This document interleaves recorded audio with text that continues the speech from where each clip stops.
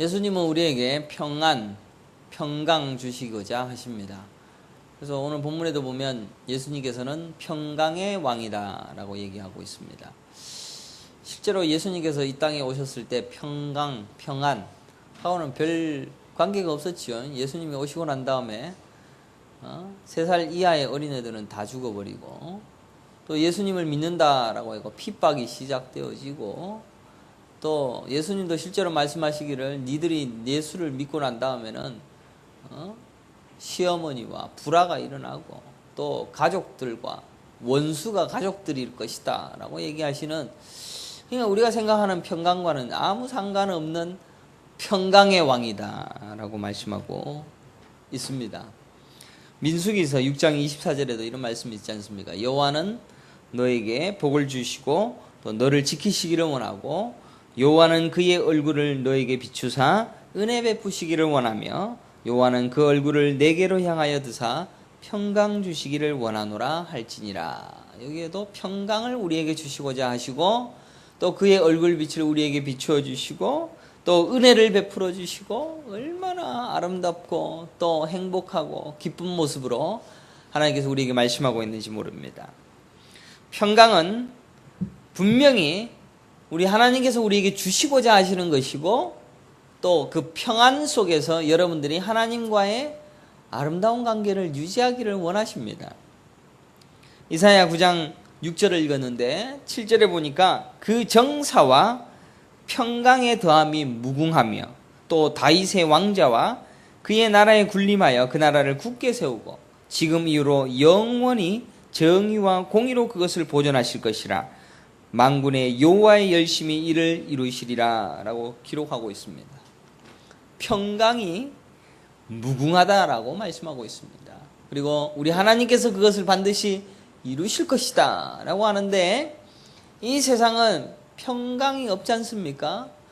우리가 생각하는 평강은 없고 우리가 생각하는 평화는 없습니다. 그러나 하나님은 평강을 이루어내시고 하나님의 그 평강이 충만하다라고 성경은 말씀하고 있습니다. 실제로 이 땅에 그 예수 그리스도의 평강과 평안은 가득합니다. 믿으시기를 간절히 축원합니다. 여러분들 옆에 있는 성도들에게 샬롬 한번 해봅시다. 샬롬. 살롬 그러니까는 살롬인지 죽일 놈인지 모르겠지만은 참 인생이 힘들어서 이 샬롬을 구하고 있는 그대 입술이 참 밉소라고 얘기할 정도로 삶이 힘들 겁니다. 그러나 삶의 힘듦과 상관없이 평강을 구한다는 것은 하나님과 내가 평화를 누린다. 하나님은 창조주요 우리는 피조물로서의 그 자리를 유지하고 하나님과 평화를 누린다. 이게 평강입니다. 그래서 샬롬 그러면은 당신은 하나님과 당신의 자리를 잘 유지하여서 평화의 자리에 있습니다 라고 인사를 하는 것이죠. 예수님께서 이 땅에 오셨을 때도 우리는 예수님이 이 땅에는 평화를 이루셨다라고 성경 기록하고 있습니다. 누가복음 2장 14절에 지극히 높은 곳에서는 하나님께 영광이요 땅에서는 하나님이 기뻐하신 사람들 중에 평화로다. 예수님이 태어나고 난 다음에 평화로다라고 했는데, 예수님 태어나고 3년 만에 어떻게 됩니까? 3년이 아니죠. 태어나자마자 그냥 거기에 고기 울리고 애들이 다 죽고 난리가 나는데 땅에서는 평화라고 얘기하고 있는 겁니다. 그러니까 예수 그리스도로 인한 하나님과 우리가 예수 그리스도로 인하여 평화를 누리게 되어졌다. 이 영적인 평화가 선포되어지고 있는 장면입니다. 그래서 여러분들이 여러분 주변의 사람에게 평화다, 샬롬이다 라고 했을 때 예수님과의 관계, 하나님과의 관계, 그 안에 있고 내가 그 안에 있고 그가 내 안에 있는 이 하나됨을 누리고 있습니다 라고 인사하는 것이죠.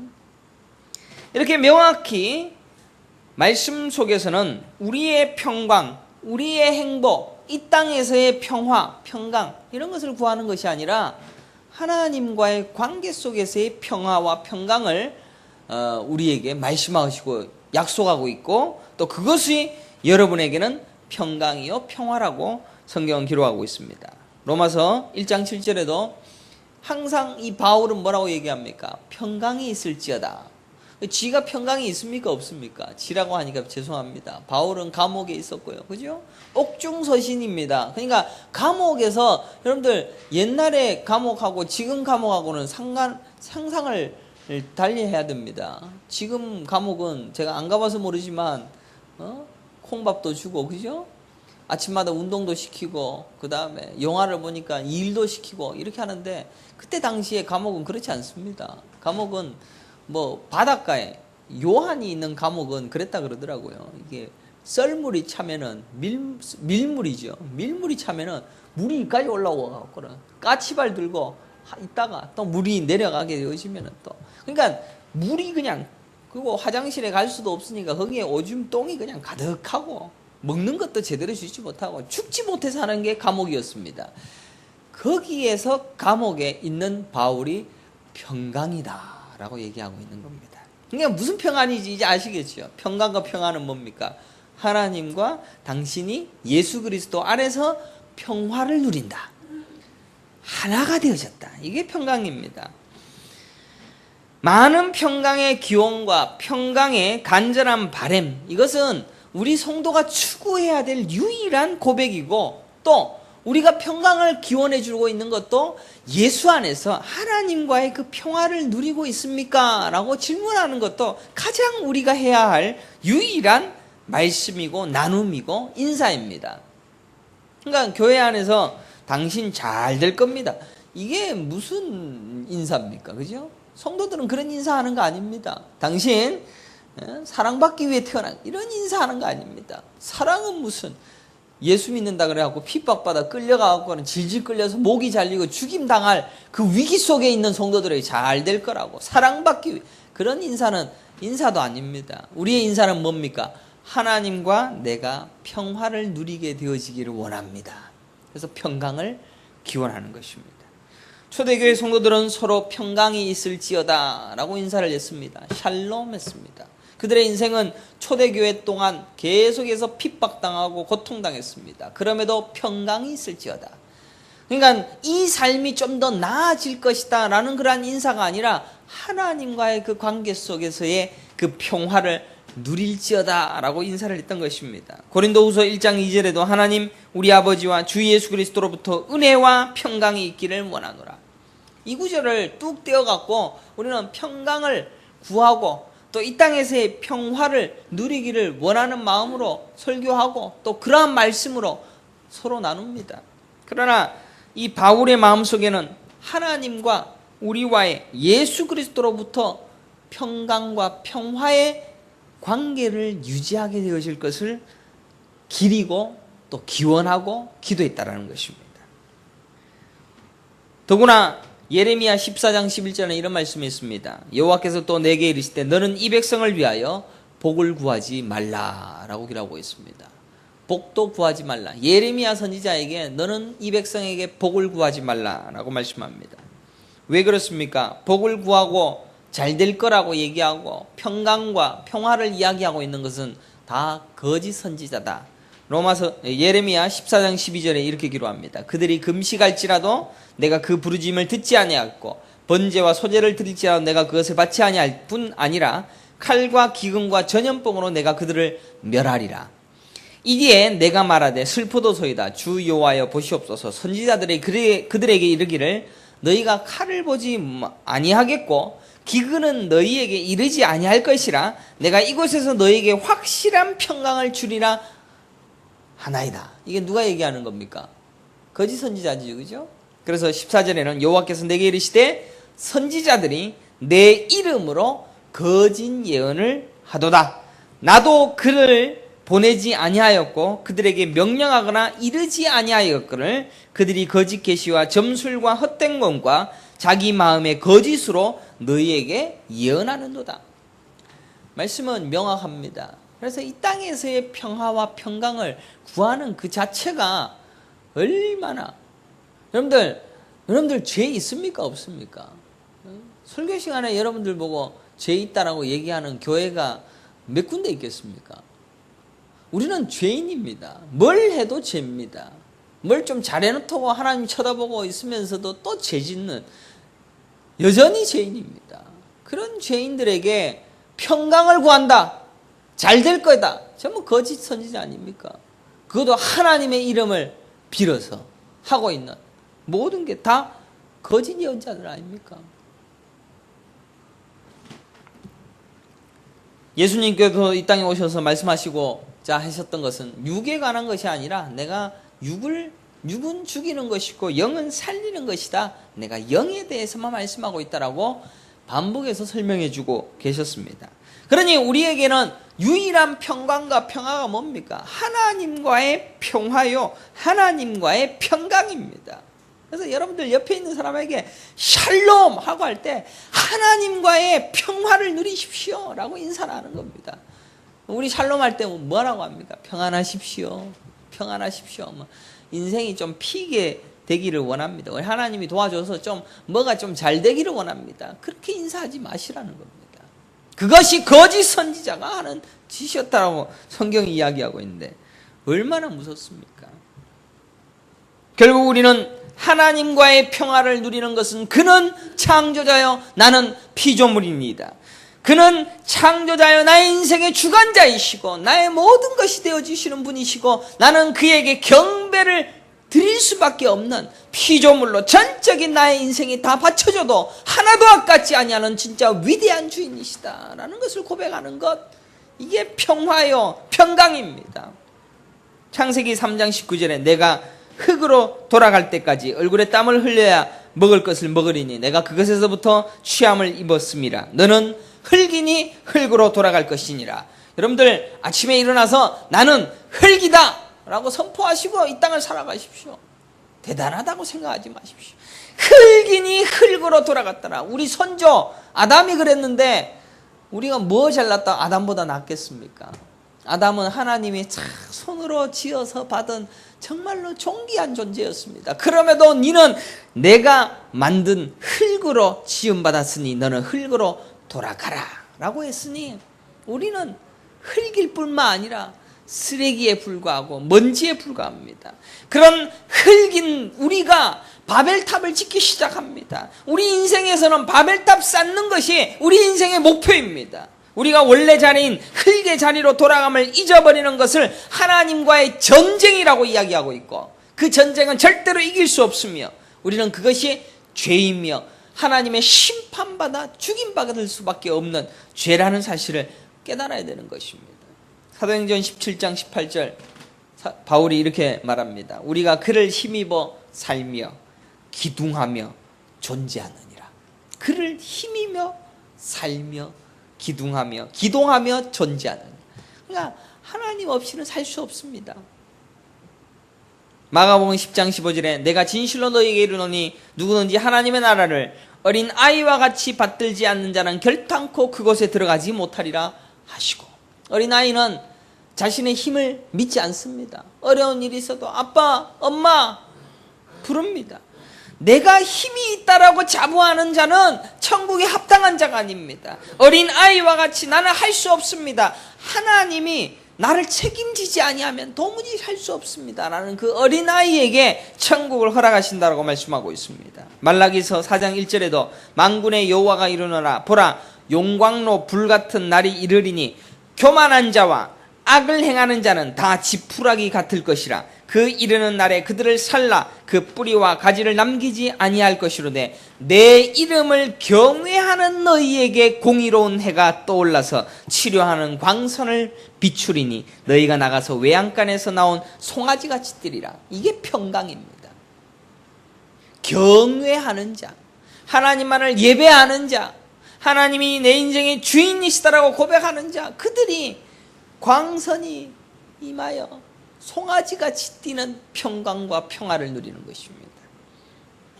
우리 인생은 내 인생이 교만하고 내가 제일 잘 나간다라고 생각할 때 행복합니다. 그러니까 이 세계가 여러분들을 얼마나 쇠뇌시키는지 명확하게 깨달아야 됩니다. 베드로전서 5장 5절에 젊은 자들아 이와 같이 장로들에게 순종하고 다 서로 겸손으로 허리를 동이라. 하나님은 교만한 자를 대적하시되 겸손한 자들에게 은혜를 주시느니라. 은혜, 무슨 은혜?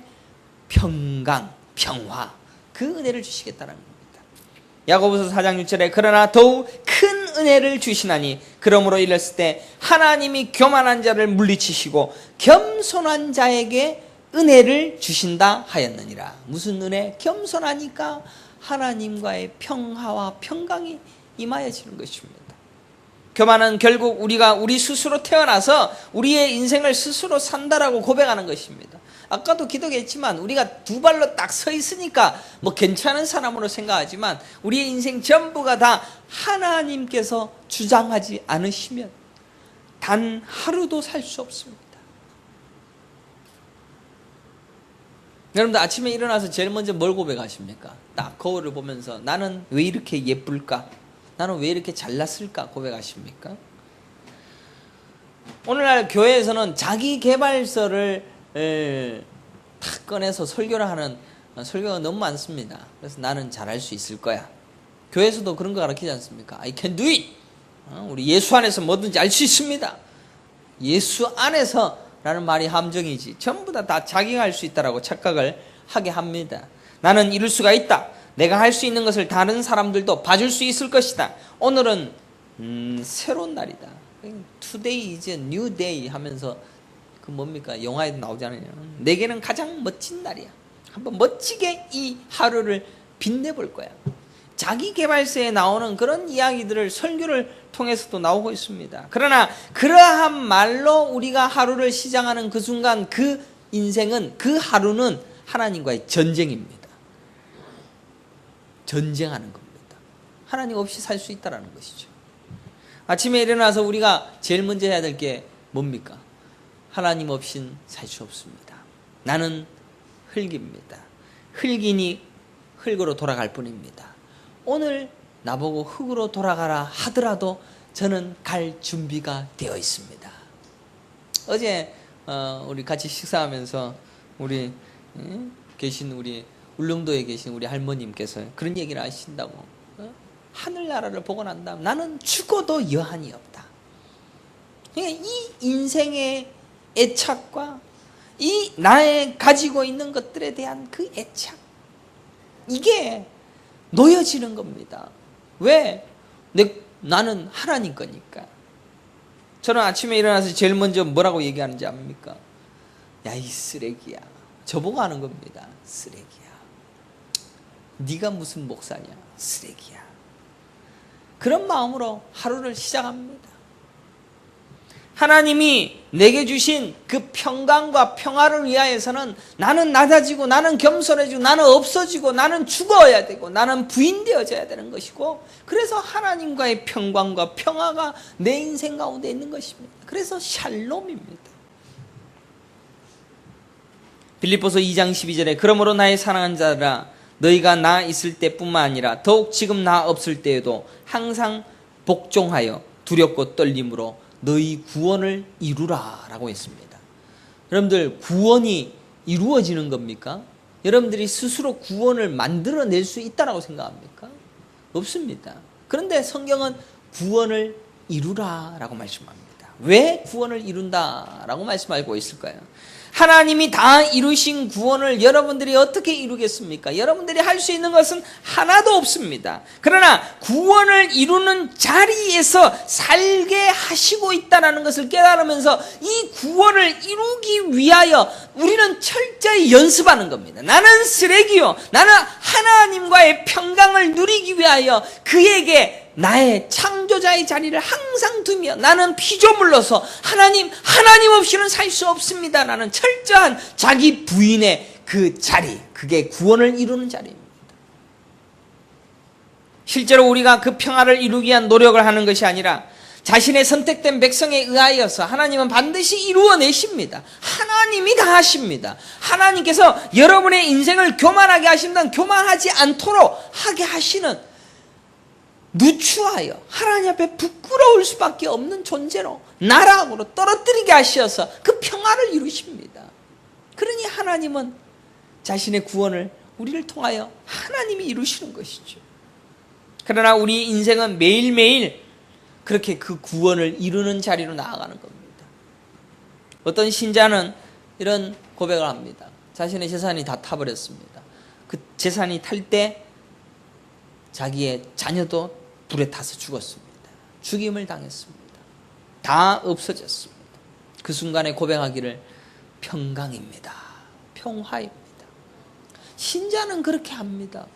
성도는 그렇게 할 수 있습니다. 내 자식 죽었는데 하나님 내 자식을 왜 죽이십니까? 왜 나를 이렇게 안타깝게 힘겹게 하십니까? 하나님과의 전쟁을 선포하는 겁니다. 하나님 다 가져가도 괜찮습니다. 우리가 그런 고백을 할 수 있도록 만드신 분도 하나님이십니다. 내가 할 수 있었던 것이 아니라 내 존재됨을 알게 하시기 위하여 만들어 가셨던 그 세월들, 그 일들, 그게 땅에서는 평화로다. 그가 하시면 내가 어떠한 상황이라도 하나님의 장중 안에서 복종할 수 있다는 것을 경험하게 우리를 이끌어 가실 것입니다. 하나님 내 것 건들면요 하나님 이라도 나는 용서하지 못하겠습니다. 어떻게 하시겠습니까? 하나님께서. 하나님과의 전쟁을 선포한 우리가 이길 수 있겠습니까? 우리의 인생은 전부가 항상 이렇게 하나님과의 전쟁으로 죄 짓는 인생입니다. 그럴듯해 보여도 다 죄 짓고 진작에 하나님께 항복하셔야 됩니다.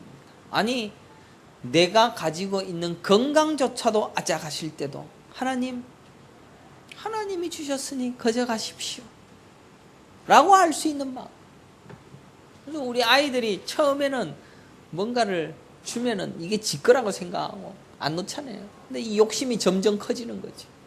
어른이 되어져서 재산을 불리면서 요거 가져가고 내 돈 10원 하나 뺏기는 거에 대해서도 잠을 못 이뤄서 부르르 떨고 있는 그런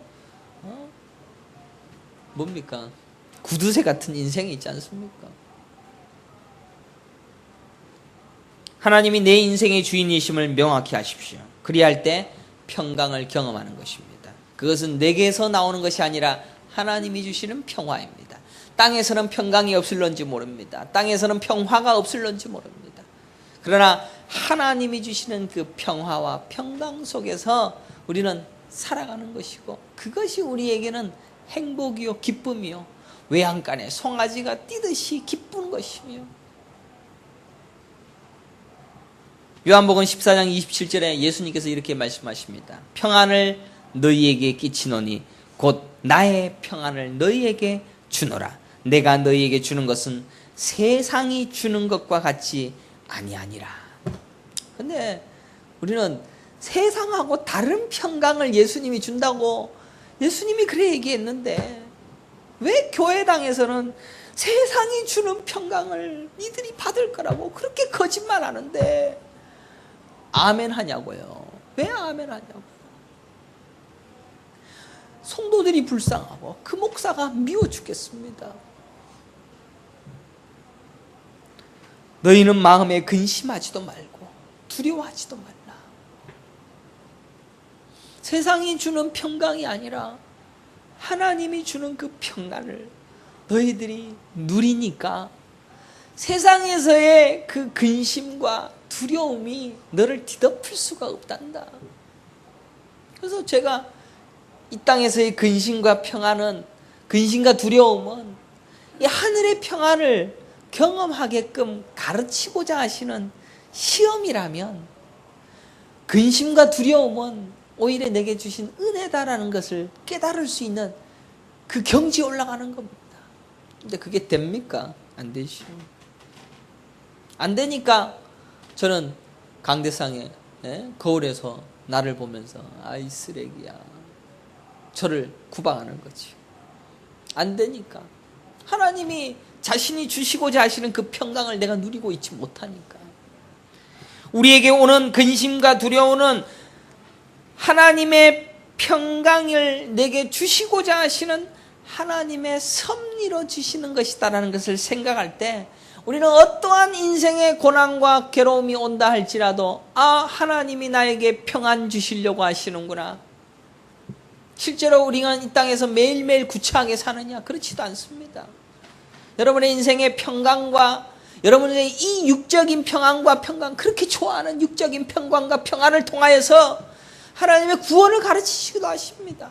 그런데 그게 평안과 평화라고 착각하고 있으니까 앗아가시기도 하시고, 눈을 들어 하나님의 나라 백성됨을 잊지 않게 하시기 원하는 하나님의 마음을 보십시오. 아니, 땅에서 잠시 사는 이 세상에서의 그 평강을 구하는 그 불쌍한 이 백성들을 하나님은 얼마나 불쌍히 여기시고, 니는 나하고 영원히 살아야 되는데, 니는 내가 주는 평강으로 영원히 나하고 같이 있어야 되는데 왜 그 땅에서 사는 평강과 평화를 그렇게 바라니? 그래, 조금 줄게.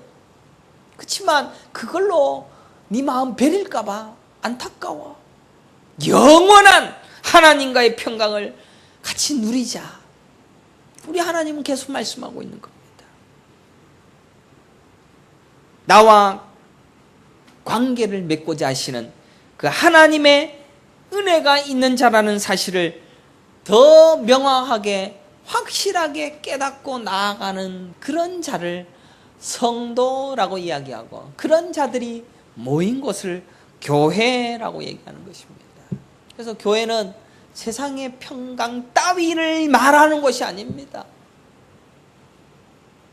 하나님은 우리를 어디까지 평강하시고자 하시는지 예수님의 기도를 들어보면 명확해집니다. 요한복음 17장 21절에 아버지여, 아버지께서 내 안에, 내가 아버지 안에 있는 것 같이 그들도 다 하나가 되어 우리 안에 있게 하사 세상으로 아버지께서 나를 보내신 줄을 믿게 하옵소서. 얼마나 멋진 평안을 허락하십니까? 내가 하나님 안에 있고 하나님이 내 안에 있는 것처럼 내 백성들, 우리가 그의 안에 들어가기를 원합니다. 그 평강을 그들에게 주고 싶습니다. 요한복음 17장 24절에 아버지여, 내게 주신 자도 다 나 있는 곳에 나와 함께 있어 아버지께서 창세전부터 나를 사랑하심으로 내게 주신 나의 영광을 그들로 보게 하옵소서. 이게 평강 아니겠습니까? 얼마나 큰 평강입니까? 이것이 여러분에게 주어진 진짜 은혜입니다. 이 평강 가운데 기뻐하시고 감사함으로 그 평강의 하나님을 바라보고 그 평화의 하나님과 영원토록 기뻐할 날을 바라고 소망하는 마음으로 이 땅에서 그 구원을 이루어갈 수 있는 은혜의 손들이 되시기를 간절히 축원합니다. 기도하겠습니다. 걸어가시고 존귀하신 여호와 하나님 아버지, 감사합니다.